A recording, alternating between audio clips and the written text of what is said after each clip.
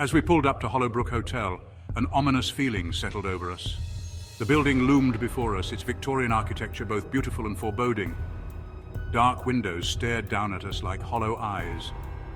The air felt heavy, charged with an energy I couldn't explain. I turned to my team, Aaron, Billy, and Jay.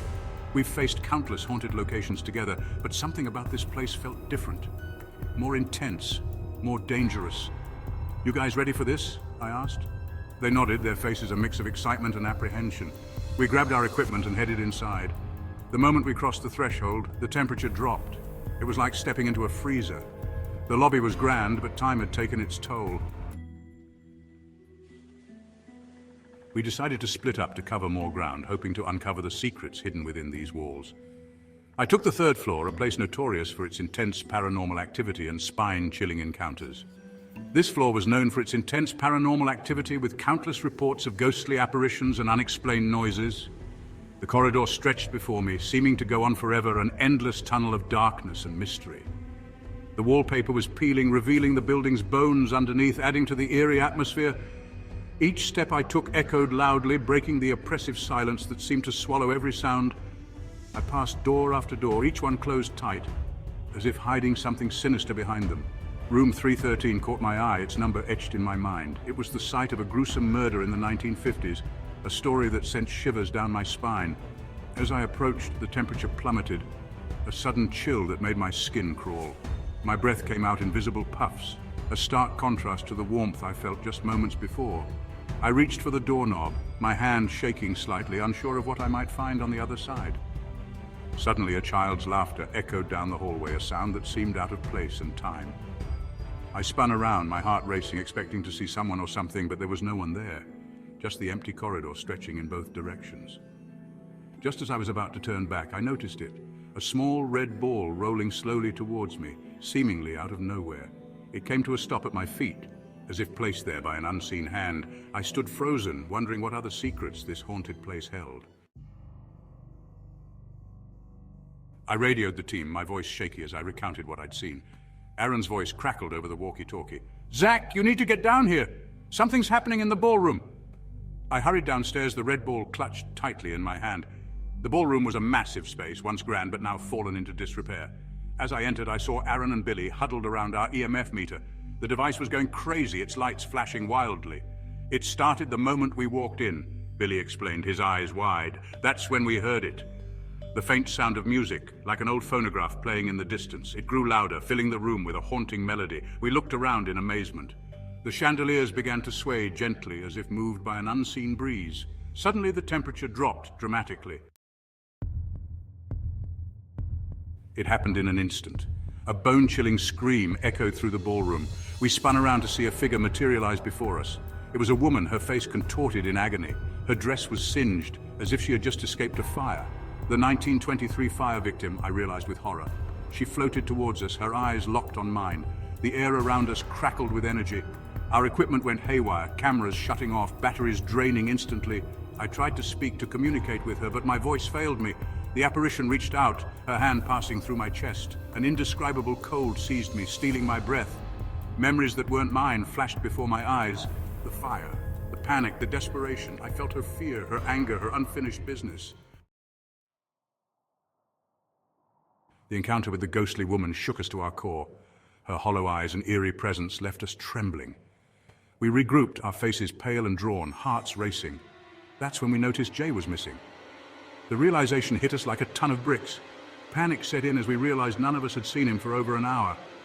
The fear in our eyes was unmistakable. We had to find him and get out of this place before it was too late.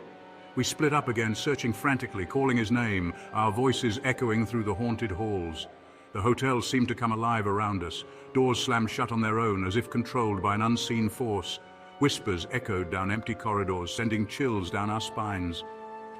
Shadows moved in our peripheral vision, darting just out of sight.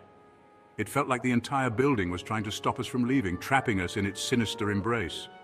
I took the upper floors, my flashlight beam cutting through the oppressive darkness. Every creak and groan of the old building made my heart race.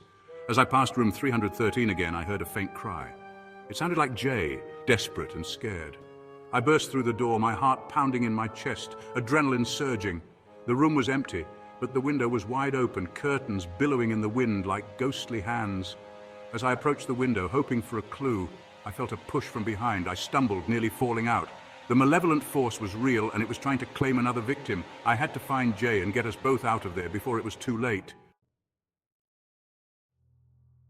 I radioed the team, my voice urgent. "We need to leave, now!" Aaron's voice came back, filled with panic. "Zach, we can't find the exit. The layout keeps changing." It was true. The hotel was transforming around us, corridors shifting, staircases leading to nowhere. We regrouped in the lobby, all except Jay. The front doors were locked, the windows unbreakable. It felt like the hotel itself was alive, trapping us inside. The temperature dropped again, and we could see our breath in the air. The chandelier above us began to sway violently. That's when we heard Jay's voice calling out from somewhere above us. We raced up the stairs, following the sound, but with each floor we climbed, his voice seemed to get further away. It was like a cruel game of cat and mouse, and we were the mice. Just when all hope seemed lost, we spotted Jay. He was at the end of the corridor, waving frantically. "This way!" he shouted, his voice echoing through the eerie hallway. We ran towards him, the floor shaking beneath our feet, as if the very ground was trying to swallow us whole. The hotel was trying one last time to stop us, its walls closing in, lights flickering ominously. We followed Jay through a hidden door, finding ourselves on the roof, the night sky stretching endlessly above us. The night air hit us, a stark contrast to the oppressive atmosphere inside. It was cold, but it felt like freedom. But we weren't safe yet. The tension was palpable, everyone looking around nervously.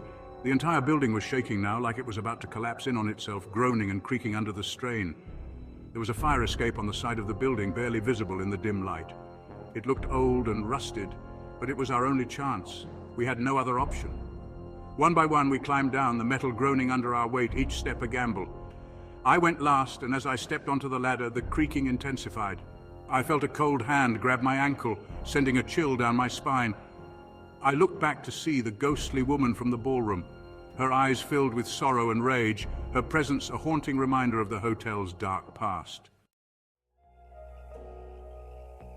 We collapsed on the ground outside, our hearts racing. The hotel loomed behind us, now silent and still. As the adrenaline wore off, we looked at each other in disbelief. We had just survived the most intense paranormal experience of our lives. Back at our hotel, a normal, non-haunted one, we reviewed our footage. Most of it was corrupted, but we managed to salvage some EVPs and a few chilling images. The evidence was undeniable. Hollowbrook Hotel was more than just haunted. It was alive. In the days that followed, we each grappled with what we had experienced. The ghostly woman's touch had left a mark on me, both physically and emotionally. I found myself thinking about her, wondering if our escape had somehow helped her find peace. This investigation changed us. Our experience at Hollowbrook Hotel was just one of many in our ongoing journey into the paranormal, but it stands out as the most intense, the most terrifying, and the most profound. It's experiences like these that keep us searching for answers. We share these stories not just to entertain, but to enlighten, to show that there's more to our world than what we can see and touch. The paranormal is real and it's all around us. We just need to open our minds to the possibilities. If you've made it this far, we invite you to join us on this journey. Like and subscribe to our channel for more paranormal investigations. Share this video with friends who love a good ghost story. And most importantly, tell us your own experiences in the comments below.